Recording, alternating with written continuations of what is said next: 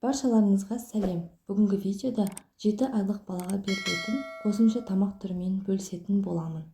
Балаға тамақты тәртіппен беру, оның дұрыс өсуіне, аурулы болмауына, мінезінің дұрыс болуына да көп пайдасы бар.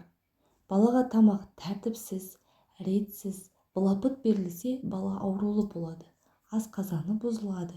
Ішкен-жеген тамағын сіңіре алмайды.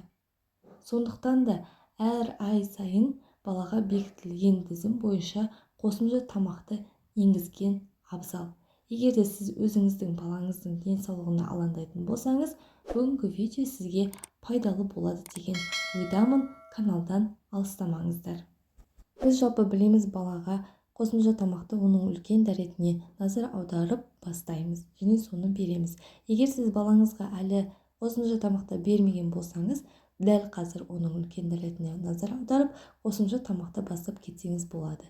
Яғни, үлкен дәреті сұйық болса, күріштің ботқасынан, қалыпты болса, өз таңдауыңызбен барынша көкөністер пюресінен бастасаңыз болады. Дәл солай іш қату болса, онда көкөністер пюресінен бастаңыз. Яғни, көкөністер пюресі дегеніміз брокколи, цветная капуста, не болмаса кәдеден бастаңыз. Және де бала тағамында ешқандай қант, тұз, бал, майлы ет, тұтас орех, құйрық май, сүт әлі болмаған жөн. Қоспаңыз оларды. Өйткені баланың асқазаны бұндай майлы тамақтарға, сүтті тағамдарға мүлдем дайын емес.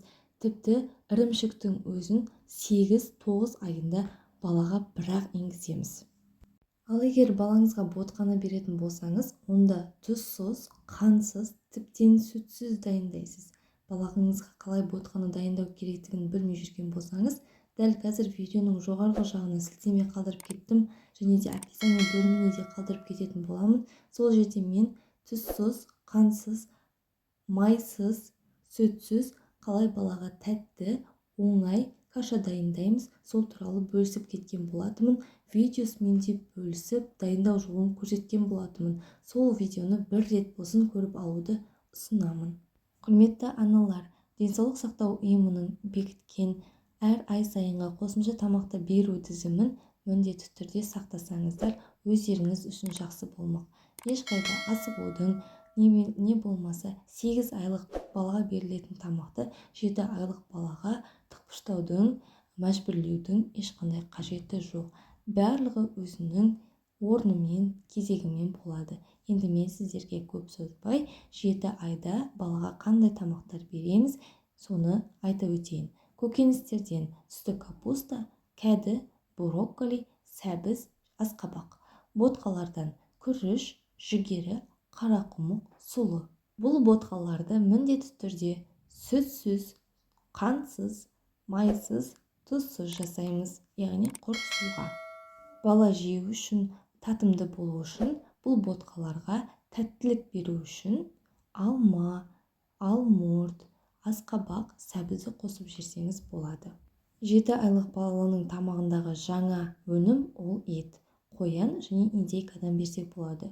Ешқандай сиыр, қой, жылқының етін бермейміз. Ең бірінші жеңіл ет ол қоян мен индейка. Ал жемістерден алма, алмұрт, банан, өрік, қара өрік, абрикос, манго, нектарин, персикті берсек болады. Мінеке құрметті аналар, осы тізімді 30 күн бойы сақтайтын болса, мен бүгін балаға қандай қосымша тамақты енгіземін, не беретін боламын деп ойланбайтын боласыз. Әрі бұл тәртіпке сай болғандықтан баланың денсаулығына ешқандай зиян келмейді. Сондықтан осы тізімді өзіңізге сақтап алыңыз және де жас аналармен бөлісе отырыңыздар.